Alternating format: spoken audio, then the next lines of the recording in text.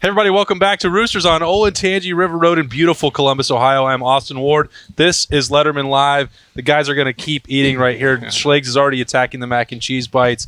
It's a fun, casual conversation talking about the Ohio State Buckeyes, who are back in the Woody Hayes Athletic Center. We talked about that last week and sort of previewed it, but now it's real. Justin Zwick, Doug Worthington, and the difference, Anthony Schlegel, in the building with us. It's starting to feel more real. We've kicked it around. We're not on Zoom anymore, so that was one step for us. Mm-hmm. But then Jay-Z, we talked about, well, they got to get in the facility. Then that's going to be more real. It's like there are still positive tests for COVID around the country. This thing is not over, but everybody's taking these precautions, and the fact that the guys are back in the facility is a huge step that there's going to be football in September. Well, hearing you kind of tell the story of being there all day, it's like reporting to camp, this is a big deal, and it's June, so it is huge. I think just taking that initial step, there are still going to be, there's going to be positive tests, I'm sure. These guys are going to, they have, what they're supposed to do once they get that. They have that whole thing in place, you would think. So, it's just going to hopefully start rolling like a business, like it does, like it should. And, it's a big first step, but, getting these guys back on campus and, just getting them back into some kind of normal life, normal routine that they're used to. Just, all right, we got 6 a.m. workouts, or we got this, getting them back into that, I think is huge. And, it's a great first step. It was weird for me because, one of the strangest things that we cover on the Ohio State beat is that hotel check-in day. Mm-hmm. Right. And we're just standing outside taking pictures of you guys in street clothes and walking. Mm-hmm. We don't get to talk to you. Right. It's not an interview day. We love those pictures, too. People like to post them to social. Yeah, right. So that's why we do it. We're counting heads. Yeah. Doug's here, Jay-Z's here, Schlegel is here. We can go on. I can only remember one time somebody wasn't as part of the mix that should have walked through the door. He's a guy we've talked about a lot on the show, quarterback who transferred to Miami. Yeah. We don't need to dig into that, but so that's a weird thing. Right. But last week, I'm just standing outside the Woody. We can't even really take good photos because all the guys are wearing masks. Right. I think that's him. Yeah. Get a quarantine haircut. Guess, Trey Sermon walked in and none of us had ever seen him before in person. Right. And it's okay, he has dreadlocks and he looks like a linebacker. That dude's huge. I'm oh my goodness. Well, that is Trey Sermon. There you go. That dude's built. So anyway, that was weird. We're standing outside. I'm just right there, next to the Woody statue. Spencer and Berm are with me. We're taking pictures that have almost no value. These guys won't want to post them to social. You can't see their face. No, you got to. They need to get masks with their numbers on them. So we know who it is. Nike get on the horn here. Nike team has issue. Mask. But so anyway, it's sort of what we talked about too. Doug and Schlegel, you guys know these workouts, but 9 guys at a time, and they're okay, you're cleared to walk in the door, and everybody, 2 hours later they're coming out the other door, one in, one out. It's just there's so much going into pulling these off, and it's so complicated right now. And it was fascinating to watch that. We weren't actually seeing them lift, but just how much they wanted to be in there and come in and get back in it again. It was a sight to behold just from outside the doors. Yeah, well, what did I tell you? They wanted a routine again, right? Again, all athletes want to be told what to do because inherently that's what's been done our entire career. And it stinks making up your own workouts. Plus, now you get to get back to the strength coaches, which is why I became one, because you were always around the dudes, right?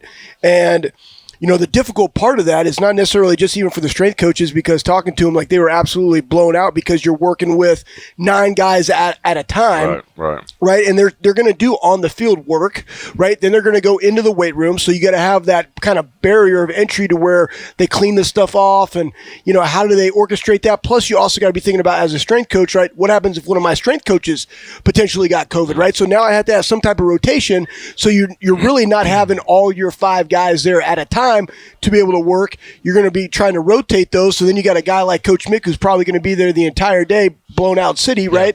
But that's just what you do, and you adapt, right? And I think from what we've heard from the players, they're willing to make any type of accommodation or are extremely flexible because they just want to be back, right? And that's what you're seeing is these guys are going to be able to come in.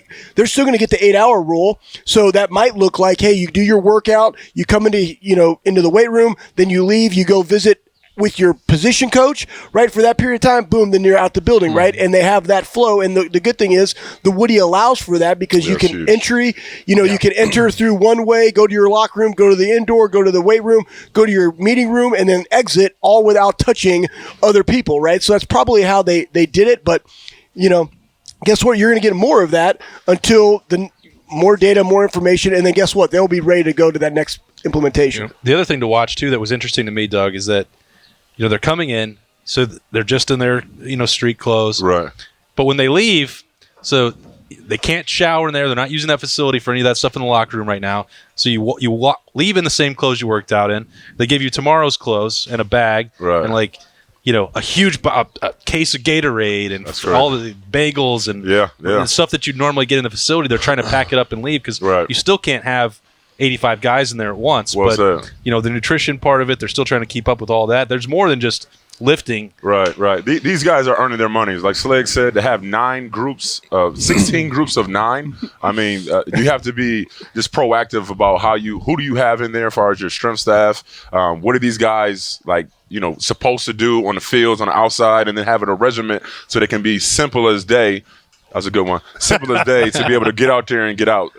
So I'm just I'm kind of wary of how they're doing it. When we play, we didn't get all those, just extra benefits of leaving with a bunch of, Gatorade and food. Couldn't get a pair of socks. That's pretty. Back in our day, huh, Schlegel? Yeah, that's pretty awesome. I just took the whirlpools. Yeah, exactly. The fact they get some bagels and some Gatorade to go home, so I'm actually go up there and see if I can grab me some myself. But, the facility, like Schlegel said, is known to have a plethora of different areas to kind of hide out, so you're not on top of each other. I know those guys, run a tight ship up there, and with all the different things from COVID, I know it's difficult, but they're going to manage it. They're going to make it happen, and it's going to be an easy transition.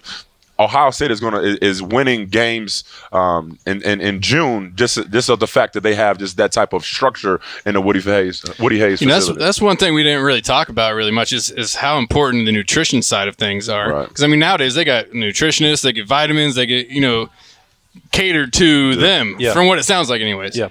So when they're home, that thing was probably, that's probably one of those bigger things that we didn't really even talk about is, how much that nutrition, Schlegel, as your house in that Italian sub, how important that is to your training, to refueling your body, to getting it back in. So, that's got to be big that they're able to get that stuff and take it home with them. Right. Here's what you need to be having, putting in your body, and they're getting that back into their life a little bit. Well, the good thing is, when we played, we didn't have a nutritionist there. Because, if I was during double the COVID, cheeseburgers night before the game. If I was at the COVID time, it was like, hey, Schlegel, what are you eating? Well, I'm over at Roosters, eating 25, boneless wings and Bud Heavy. Hydrating my face off, right? Sure. And they're like, okay, so how much you weigh? I don't know, probably 230. Walking first day, I'm probably 265. Right? But they don't have that. So, the beauty is, the guys that are really, everybody has to hydrate. Everybody has to have the calories. That's why they're giving them the Gatorades.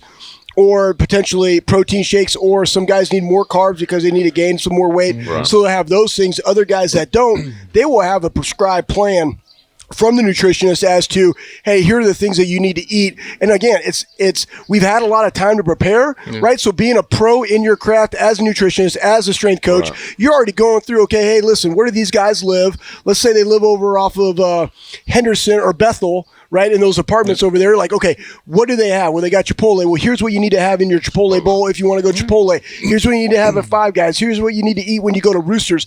They can, because they already know the menus, right? So they're going to help prescribe them and take a little bit out of these nutritionalists, by the way. Five Guys, Roosters. Well, I'm just saying, what's around I'm you? just kidding. Right. But you go to Five Guys, you just can't eat 5 of them. You know what I'm saying? But that's also the part.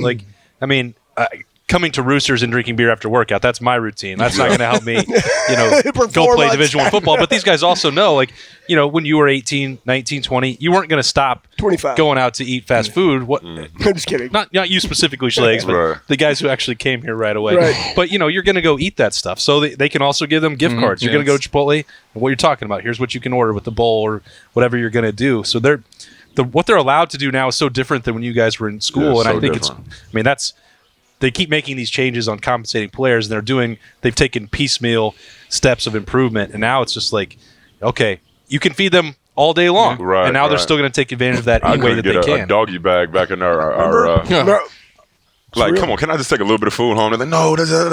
So, again, it's tremendous, and they definitely deserve it. These players are, assets to the university.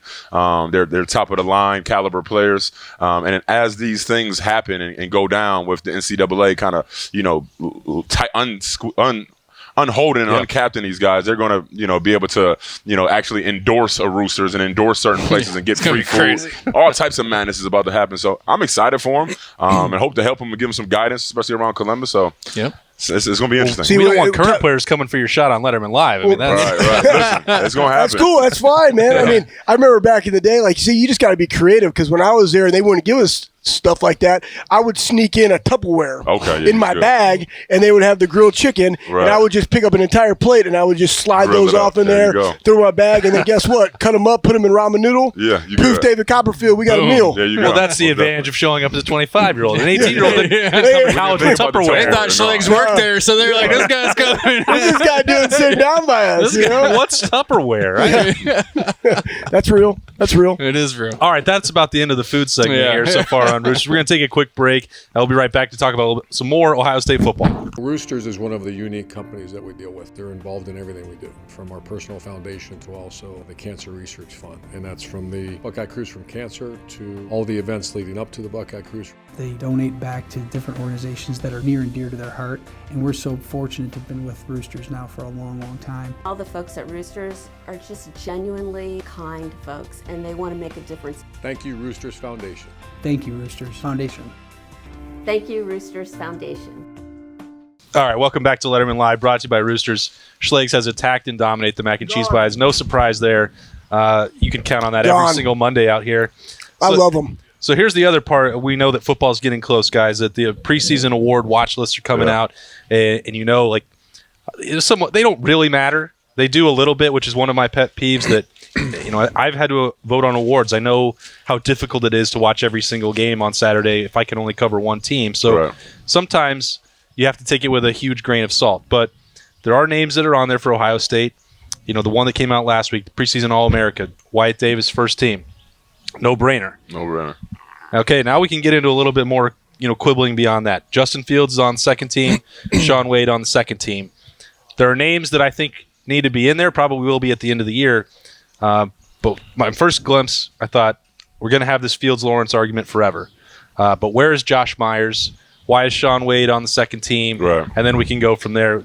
Those are the three that we have so far to work with. Those three names. Schlegel, what did you think when I sent you that? Yeah, when you sent me the link, I automatically look for Josh, right? I mean, and really with Ohio State, like if there's back, I mean, you could potentially have three up there, right? I mean, I'm talking about all teams, but Josh being the apex of the offensive line and what he did last year, I think those two are a no-brainer. And why can't you have multiple Buckeyes on the first team, especially for what they did rushing the football and the amount of offense they put up? I mean, those two guys are phenomenal, and they're back, so that's a big-time deal. Shaun, I understand it because he was kind of like, he's that tweener, right? He really didn't have necessarily a position. He was that nickelback type guy. Mm-hmm. So I understand why they would probably put him at second because, again, is he going to be a corner? Was he a safety? Like, you really didn't know. So second team kind of seems right, starting the year. And then you obviously got, Justin Fields. But then, I'm looking at it from, where is Pete? Right, I mean, of all the linebackers, like I'm looking at him because he's probably been the most consistent. He's athletic. He's a freak. He is asked to do a lot of things at the will linebacker position. And then names that will come up, and I'll let you guys talk about it more. But like, who's going to be that next defensive end, right? That steps into that position. Who's going to be and it's really hard for us to have a tight end or even a wide receiver in those spots just because of how we rotate and use them. That's not really the bread and butter of what we do. But I mean, like, those are the kind of things I'm looking at. What's Pete going to do? Josh Myers, who's going to be that particular defensive end that rises up at the end of the year? And it's good just to get on people's radar that vote on these things. That's why it means something in the beginning. You know what I'm saying? But it's all about what you do at the end of the year. Well said. Well, the thing about Ohio State, we're going to get the eyes. You have all those areas of players. Defense is always loaded. Far as those guys with Larry Johnson room, I would love to see what our guy Zach Harrison comes out to be just with another year under his belt in that weight room. Hopefully get another little COVID-15 with some speed. I think he'd be tremendous. And then you look at Chris Olave. I think he's one of the most dynamic players in the country. He's done a lot since he stepped on the campus. So again, you can see it. The media doesn't want to give Ohio State his just due all the time. You want to give a little bit of credit to other players out there, and that's fair. But we do have some of the greatest talented players in all positions. So it'll be fun to have this shakeout and what these stats look like, and just performing on the field. It's almost like they get tired of putting Ohio State guys on. Right. We're not doing this again. I mean, if Chris Olave was on that list, nobody's saying, I don't know about this guy. They're going to be like, yeah, he's going to be the best receiver in college football. The guy with 12 touchdowns last year? Yeah. Yeah, okay, sure. Exactly. So it's just, I feel like there is a little bit, it's kind of like the old Big Ten, Ohio State coach never is the Big Ten coach of the year. I mean, I know it's happened since, but for a very long time, it wouldn't. I just feel like they always want to hate against the Buckeyes and not put us, where they need to be. They just get tired of us after a while, but we just keep coming. And it doesn't matter, So it all happens at the end of the year where these guys are, and they'll go out and show out. And, well said. it is unfortunate because a lot of people out there who I imagine get votes probably won't even watch a game of Ohio State this year. Right.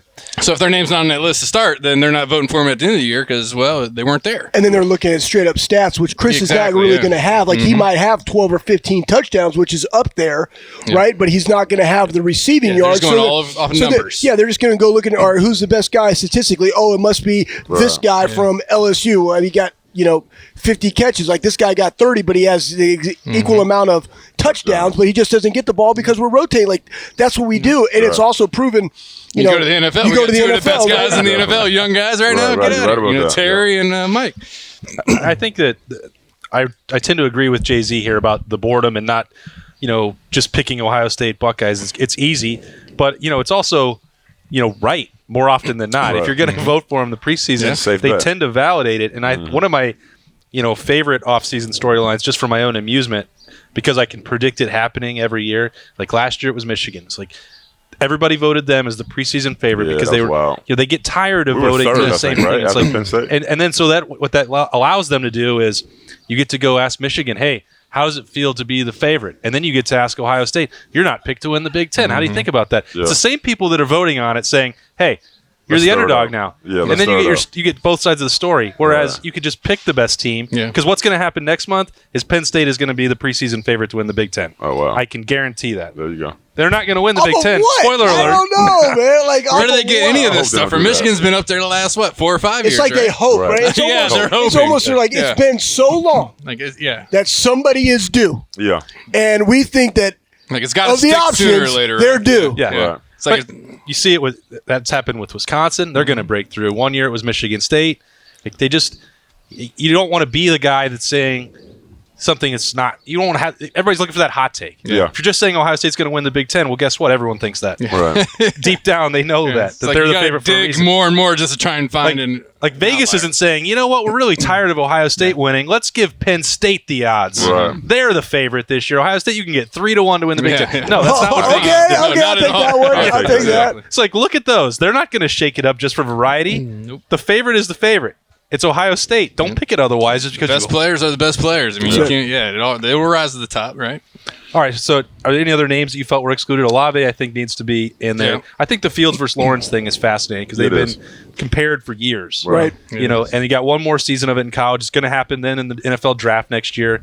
It feels like every time Fields gets the better of Lawrence, with the exception of what happened, in the fourth quarter in the Fiesta Bowl. If it were me, a healthy Justin Fields. He's the Heisman favorite. I think he's going to be the number one pick, but there's still, there's a camp for Lawrence, and you can't really argue with that. Well, I'll tell you this much on Justin. I mean, and kind of the same thing happened to Lawrence last year. He started off with a couple he had more interceptions in his first 3 games than he did all of last year. Right. It's really hard to not throw interceptions. I mean, Justin Fields threw 1 regular season, right? Yep. Last year. Yep. That's insane. Yeah. It's insane. That's efficient. So as soon as he goes out and say he throws 2 in his first game, that's what we're going to hear about. Yep. And so that's all that, it's tough because when you come back with so much promise and like, man, he only threw 3 picks last year, 2 of them in one game, and they still should have won that game, type thing. It's just hard to live up to that. So, it's going to be a back and forth with those 2 guys. Lawrence went through it last year. He might be a little more used to it than Justin will be this year, but as long as he goes out and wins games, that's what it is. It is what it is at that point, and then they'll vote at the end of the year. But I think it has to come down between those 2 guys. They're great players. I don't mind that they give it to Lawrence after what happened last year. His team went on and they won. So what? Go ahead. That's maybe a little fuel to Justin's chip on his shoulder if he has one there. I think that Doug brought up Zach Harrison is interesting because you tend to see a lot of these. Everybody knows about the 5-star recruiting hype, and he had production. He got a couple starts as a first-year guy. That doesn't always happen. I would have thought he'd be somebody who had more summertime hype than he's really getting right now. Yeah. And I would bet, you know him much better than I do, but I've seen him from that 1 year. The potential he has is scary, especially with Larry Johnson. I mean, to be so long and rangy as he is, to have good limbs and be able to bend, I mean, that's a defensive lineman dream. You know, the fact that he has, you know, the speed coming from high school playing wide receiver, and then you attach that with Larry Johnson. I mean, it's kind of like freakish. Like, it's one of those things where I can't wait for the development. I can't wait to see what he does. Knock on wood, he bars, he stays healthy. But the kid is going to be a phenomenal athlete and a phenomenal player for us, and he's going to get his respect. I've seen him a couple times on like underclassmen look-sees, but you know, when it comes down to a little bit of All-American love, I think he warrants that. How big I think Larry Johnson's warrants that. How big do you think it was that he got to see a year of Chase Young? Oh man, huge. I mean, when you came in, who was the guy that you kind of looked up to, and like, how much did you try and work with them? We had Quinn Pickhock, we had Jay Richardson, we had Vernon Golston, we had a bunch of guys in the room when you seen their work ethic and what they did, and then you see the fruits of their labor. You see Big Chase with the Under Armour contract, the big Rolls Royce Wraith. I mean, that'll put you in. He's driving a Rolls Royce. Listen, that guy can drive whatever he wants. He paid for it in college, man. The way he did and the attitude he came about the game, it definitely resonates in a locker room. So I like what it is when it comes down to this plethora of defensive linemen, the success we have. I mean, I couldn't hold a candle to what these guys are producing right now. But, you know, to say that I was an Ohio State Buckeye and a defensive lineman and got drafted, you know, I kind of put myself around those guys, and it's cool. It's cool to talk about. And the good thing, too, with him is the fact, like, there were things he needed to work on, right? Like, I mean, his hips, right? Being able to turn the corner and being able to watch Chase. But then the other value add is that you got Coop coming back, right? So now you got a fifth-year guy, and then you got Tyreek Smith there as well. So, like, I always say this when even talking to my kids, like, you compete within the team to compete as a team, right? So now that Chase is gone, right now I got Coop, veteran, been there. That was kind of his year last year, injured, right? But he's back, right? So now in that room, just like the wide receiver room, we're all competing for the reps that are on Saturdays, which competition breeds excellence, right? And so he's going to have to constantly work on his craft. Then the genetic potential, then the Larry Johnson that he's able to go and extract from him, like, starts to come out, and everybody becomes better. That Tyreek Smith one is interesting to me because he was before Zach Harrison with the hype. He's supposed to be the one to take the torch from Chase Young, and he just hasn't been able to stay completely healthy. If it's not been one thing, it's another, slowing him down. And again, I only saw him show up in shorts and a T-shirt last week. That's the most, physically impressive that he's ever looked. Now, does that mean that he's ready to go through a full season? We'll wait and see. But, he's had 2 years of Mickey Marotti in the strength program. He looked like he was taking care of his business the last 2 months when he's away. I mean, these guys are about as well put together as you could possibly imagine. You have him, Zach Harrison, Jonathan Cooper. One of those guys is probably going to rack up a bunch of sacks and get some awards. I mean, that's just going to happen. And here's the other thing. All you parents out there, it is okay to have downtime. Yeah. And I think sometimes, like, this COVID has been a blessing in disguise for the student athletes because we've all been there and really get burned out. Not necessarily burned out, but, like, you don't really get to heal up as fast as you would because you're still trying to go out there and compete during mat drills, or you're trying to wrestle through, a nick here or there through spring ball. Well, now that's all been eliminated. So basically, if you think about it, you took 15 padded practices away from your lifespan as a football player, right? So your body has been able to heal up while you've still been doing these other things to come in, and now you have this June to basically August into August that you actually get to ooze back in and feel really good. So your first game back, like, we're back, right? And they're going to have some protocols that eliminates or reduces a lot of the physical contact because, again, it's going to be about the healthiest team that starts the season most prepared, right? And I think that this has been a blessing in disguise for some of those guys that have been beat up. Yeah. Well said. This show's been way too structured, Jay-Z. Why is there? I haven't turned you any curveballs. Throw me a curveball before we get out of here. I don't know. I know Schleg's got something he's cooking up right now. I seen our guy Zeke actually had the corona. Yeah. So, I mean, that sucks. Oh, did he? He had the corona. He had the Rona? He got the corona right now, man. You gotta. That's the prayers up to Zeke, man. I hope he's all right. That's sort of the weird part. Like these few players, and maybe that'll help. Like, because we're not all the way there. I said that at the front. Like, if a big name guy like Zeke that resonates across the country, it's not over with. Right. If people start remembering, hey, Yeah, well, this is we're still not out of the woods We're yet. not, maybe yeah. that can help, but you obviously hope that he's not feeling any symptoms, that he stays fine for the next couple of weeks, and Right. the NFL can manage all that. I think they can. I mean, it doesn't hurt. And, it's one of those things where the dialogue is going to keep going on as far as, the protests and different things that we have going on in the country.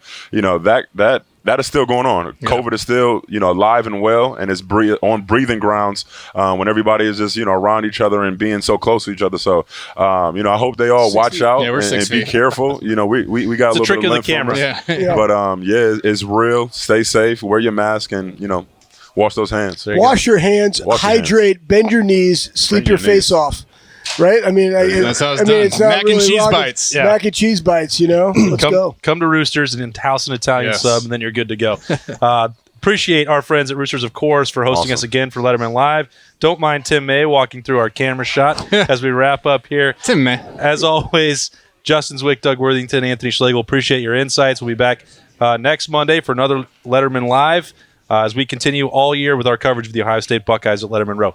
Until then, I'm Austin Ward. We'll see you next time. Thanks for watching. Subscribe below to get the latest videos from Lettermen Row. We got Letterman Live, we've got the practice report, we got rapid reaction. Hey, and we got Buckeye IQ with Zach Bourne. For sure. We got recruiting breakdowns with Berm. We got whatever you need. Ohio State football and Ohio State athletics, we've got you covered here at Lettermen Row.